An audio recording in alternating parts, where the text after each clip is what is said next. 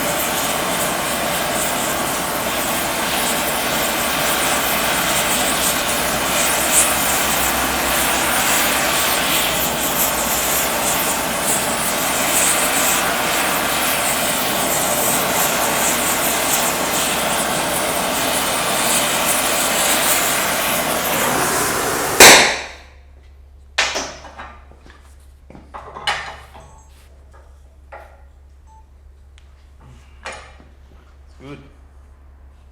Okay, as you can see, Pete got that material extremely hot and bent that piece of steel right over so easily. Piece of cake. Okay, so today we're going to be machining a heat exchanger out of a race car for Connecticut Motorsports. We're going to be machining a half coupling port that Pete is going to weld in as soon as we get this machined up. So we're going to come down, we're going to machine that coupling pad right there, put a hole in it, and then we're going to get right in there and weld that coupling on.